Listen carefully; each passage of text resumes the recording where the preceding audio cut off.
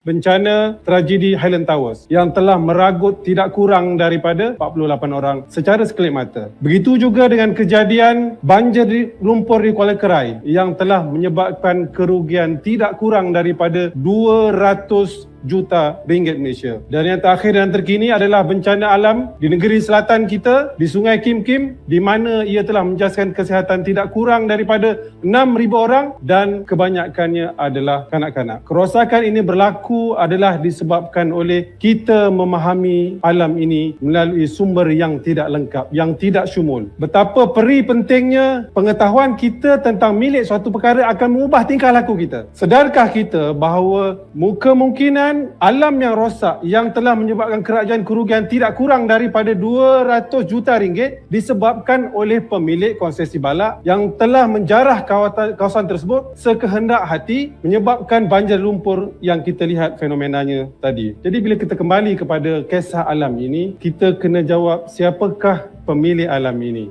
Dan di sini jelas Islam telah mengajar kita siapa pemilik alam ini. Kita adalah milik Allah, alam ini adalah milik Allah dan seluruh semesta ini adalah milik Allah. Dan siapa kita di alam ini? Kita hanyalah khalifah. Apakah tugas kita sebagai khalifah? Tugas kita adalah sebagai pemakmur. Apa tugas sebagai pemakmur? Tugas sebagai pemakmur adalah untuk mengambil manfaat sebaiknya, mengembang biakkan sumber-sumber tersebut dan mewariskan sumber tersebut kepada generasi yang akan datang. Tuan-tuan dan puan-puan yang dirahmati Allah Subhanahu Wa Taala, itu yang pertama.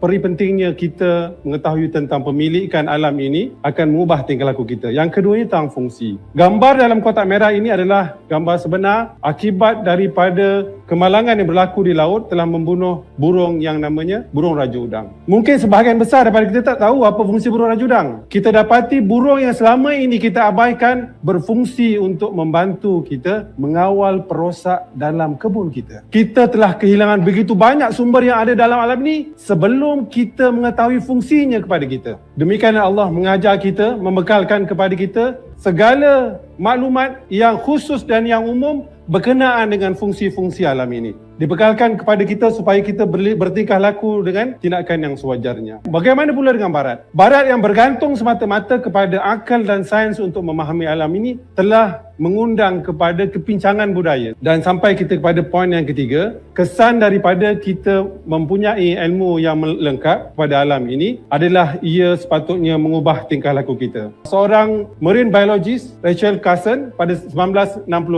beliau mengkritik tindakan kapitalis peladang yang telah mengakibatkan kemusnahan begitu banyak serangga sehingga haiwan-haiwan di kalangan burung yang pemakan serangga telah berhijrah ke tempat lain. Jadilah musim bunga yang sunyi. Sebab itulah diberi nama buku ini The Silent Spring. Daripada gerakan persekitaran ini telah menyebabkan timbul satu gerakan yang cukup besar di banyak negara sehingga lahirlah apa yang SDG yang kita lihat pada hari ini. Jadi bagaimana pula Islam mengatasi masalah ini, jurang antara sains dan alam sekitar? Ternyata kesepaduan yang dijanjikan oleh Islam akan melahirkan insan yang berpegang kepada kebenaran dan juga melaksanakan tanggungjawab kekhalifahan dia untuk memakmurkan alam ini. Jadi apa yang kita nak tawarkan kepada dunia adalah supaya kita melihat semula alam ini dalam konteks yang betul. Tidak hanya melihat kepada faktor fizikal, manusia dan ekosistem di sekitarnya, juga faktor metafizik yang tidak kurang pentingnya. Kerana inilah yang akan memandu kita, yang akan menjelaskan hakikat sebenar tentang alam ini. Kenalkan kita tentang dosa pahala. Dan satu yang paling besar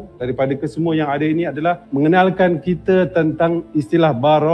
Mana mungkin manusia dengan sains semata-mata mengenal barakah? Mungkinkah sebenarnya barakah yang diterima di bumi di mana Saidina Umar Abdul Aziz, khalifah yang telah memakmurkan hanya dalam tempoh 2 tahun, dapat menghapuskan keseluruhan kemiskinan? Tidak mungkin dengan pertanian, tidak mungkin dengan industri. Tak ada industri yang boleh capai kematangan dalam tempoh 2 tahun. Ini adalah hipotesis saya berkenaan dengan kepentingan barakah dalam kita menguruskan sumber alam kita. Jadi yang terakhir adalah kita sebutkan tentang kerangka fikir baru baru yang perlu ada, yang perlu kita bawakan, perlu kita kenalkan kepada dunia. Sepatutnya kita melihat bumi ini sebagai warisan yang kita terima dan kita wajar wariskan kepada generasi seterusnya dengan keadaan yang lebih baik. Dia merupakan sumber kepada ketamadunan yang perlu kekal hingga ke hari kiamat. Dan dalam kita memanfaatkan sumber-sumber ini, apa yang paling penting adalah kita mengekalkan keseimbangannya, kerana ia adalah jaminan kepada kehidupan untuk banyak makhluk-makhluk Allah Subhanahu Wa Taala. Dan menjadi tanggungjawab insanlah yang merupakan paksi utama dalam pengurusan alam dan isinya ini tadi, untuk memelihara keseimbangan tersebut. Tidak ada eksploitasi yang berlebihan sehingga menyebabkan pupus salah satu daripada komponen alam. Dan yang terakhir adalah fungsi memakmurkan ini dipikulkan ke atas manusia yang bertanggungjawab tadi, sehingga mereka dapat melihat sumber wahyu benar-benar menjadi panduan dalam kehidupan mereka. Saya ambil contoh. Mungkin surah Yasin ayat 80 ni pada satu ketika dulu difahami sebagai begini. Tuhan yang telah menjadikan api daripada pohon-pohon yang hijau. Kita bayangkan mungkin pokok tu kena mati, kita bakar, hasillah api. Tapi para sarjana Islam telah mula berfikir bahawa mungkinkah ini yang dimaksudkan oleh Allah Subhanahu Wa Taala sebagai tenaga boleh diperbarui. Api itu datang bukan daripada kayu yang mati, tapi datang daripada mana? Datang daripada pohon yang hijau. Maksudnya apa? Mungkinkah ini yang dimaksudkan sebagai biodiesel? Kita dapat hari ini, kita dapat esok dalam keadaan pokok masih berdiri dan menghijau. Jadi akhirnya kita kembali kepada realiti. Kita bercakap jauh dan besar, dan sebenarnya tuan-tuan, kita tidak perlu menjadi Perdana Menteri dan Menteri untuk bermula berbincang, berfikir dalam soal alam sekitar. Kita boleh bermula di sini,